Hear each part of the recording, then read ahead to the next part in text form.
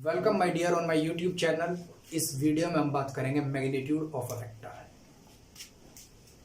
सबसे पहले आपको अगर मैग्नीट्यूड निकालना है तो सबसे पहले आपको एक वेक्टर कंसीडर करना पड़ेगा। मैंने मान लिया let a vector capital A, और जो कैपिटल ए वेक्टर है वो किसके बराबर है, एक्स आई plus Y j plus z k. इसका मतलब क्या है, i j k unit vector है along x axis, along y axis, along z axis, और एक्स कोफिशिएंट है, मतलब एक कांस्टेंट डिजिट है अलोंग एक्स एक्सिस, वाई एक कांस्टेंट डिजिट है। इट में बी वेरिएबल, कब, जब वेक्टर वेरिएबल हो गई, तो अलोंग वाई एक्सिस और z along z axis. Concept clear जी। अब आपको सबसे पहले देखना है कि इसका मैग्नीट्यूड कैसे कैलकुलेट करो। तो आप मैग्नीट्यूड जो होता है ना, magnitude of a vector A, वो बराबर होगा ए मैग्नीट्यूड इसके, और इसकी जो वैल्यू होगी वो किसके बराबर होगी, आप सबसे पहले रूट लगाओगे और इसके कोफिशिएंट का स्क्वायर करोगे, उसमें ऐड करोगे इसके कोफिशिएंट का स्क्वायर, और उसमें ऐड करोगे अगले के कोफिशिएंट का स्क्वायर। तो ये आपके पास मैग्नीट्यूड निकल करके आ गया। हमेशा मैग्नीट्यूड में आप ध्यान दो, अगर यहाँ आई जे के की कोई वैल्यू नहीं है तो हमेशा जो मैग्नीट्यूड होता है वो एक कांस्टेंट वैल्यू होती है, मतलब एक स्केलर वैल्यू होती है, उसमें कोई वेक्टर कंपोनेंट नहीं होता। तो आपके पास कंसेप्चुअल क्वेश्चन आ सकता है कि मैग्नीट्यूड किसी भी वेक्टर का स्केलर होता है, वेक्टर होता है, तो आप क्या कहेंगे, magnitude of a vector always be scalar. Concept clear जी, 100%। अब इसके बाद देखिएगा, लेट कर लो आप एक वेक्टर ही है आपके पास, a vector that is equal to x i minus y j और प्लस जेड के। अगर आपको वेक्टर इस तरीके से दे दिया गया हो कि एक ए वेक्टर है जो किसके बराबर है, x i minus y j और प्लस जेड के, मतलब y आपको माइनस में दिया, तो इसका भी मैग्नीट्यूड आप इसी तरीके से निकालेंगे, root x square plus minus Y का स्क्वायर और plus Z square. Minus Y का स्क्वायर एक पॉजिटिव टर्म आएगी, तो X square plus Y square और प्लस जेड स्क्वायर। इसीलिए हमेशा अगर कोई कोफिशिएंट आपको नेगेटिव में भी क्यों ना गिवन हो, जैसे कि यहां मैंने y को नेगेटिव में मान लिया, उसका मैग्नीट्यूड भी आपको हमेशा पॉजिटिव मिलेगा।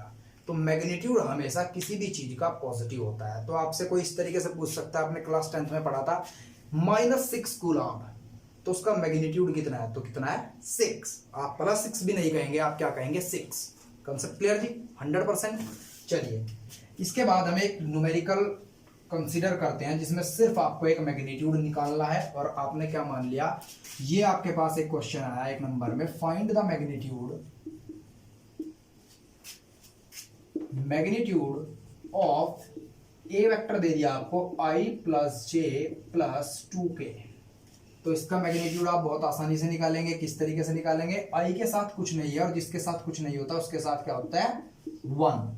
तो 1 का स्क्वायर प्लस 1 का स्क्वायर प्लस 2 का स्क्वायर, ये आपके पास कितना आया, 1 + 1 + 4, तो ये आपके पास √6 आया। चलिए एक क्वेश्चन और मान लीजिएगा, उसमें मान लीजिए आपको दूसरा क्वेश्चन ये दे दिया गया कि फाइंड मैग्नीट्यूड ऑफ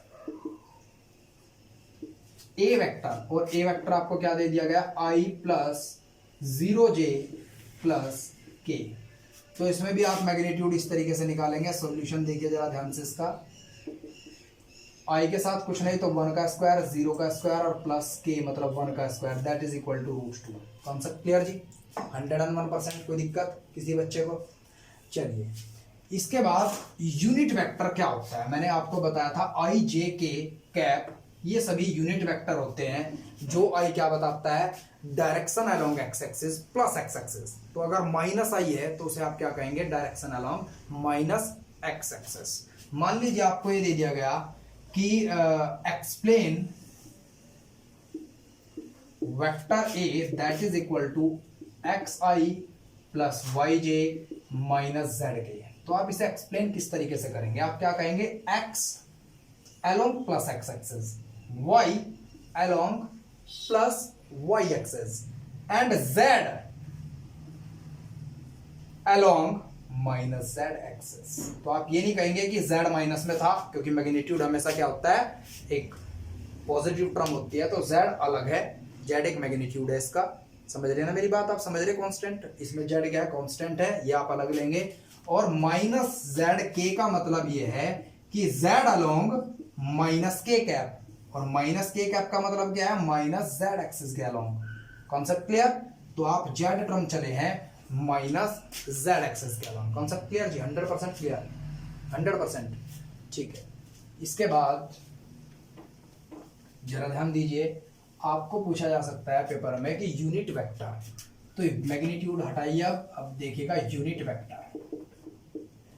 अगर आपको ये कह दिया गया यूनिट वेक्टर निकालिए ए वेक्टर का, तो उसे आप ए कैप मानेंगे। सबसे पहले आपको वेक्टर पता होना चाहिए, तब आप उसका यूनिट वेक्टर कैलकुलेट करेंगे। अगर आपको ए वेक्टर दे दिया गया xi plus yj plus zk, आपको कहा फाइंड द यूनिट वेक्टर, तो यूनिट वेक्टर का फॉर्मूला आप याद रखेंगे। यूनिट वेक्टर होता है vector upon magnitude of vector, या फिर मॉडुलस ऑफ वेक्टर, इसे मॉडुलस भी बोलते हैं और मैग्नीट्यूड भी। Concept clear? 100%। सबसे पहले आपको मॉडुलस कैलकुलेट करना पड़ेगा, क्योंकि वेक्टर तो आपके पास है ही, तो आप मॉडुलस कैलकुलेट करके दिखाइएगा, x square plus Y square plus Z square. और अब आप यूनिट वेक्टर निकाल लेंगे। कैसे निकालेंगे? आप x अपॉन एक बार लिखेंगे x square plus Y square plus Z square i plus y upon root x square plus Y square plus Z square j, और plus z upon root x square plus Y square plus Z square के।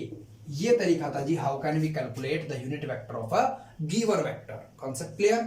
अब एक चीज ध्यान रखिएगा, unit vector के साथ आई j के की बात हुई है, आई जे के ये डायरेक्शन बताते हैं, तो आप क्या कहेंगे, unit vector of a vector always B vector. लेकिन जब मैग्नीट्यूड आपने कैलकुलेट किया, यहां आई जे के की कोई बात नहीं है, जब आई जे के की कोई बात नहीं है, तो आप क्या कहेंगे, magnitude of a vector always be scalar. Concept clear?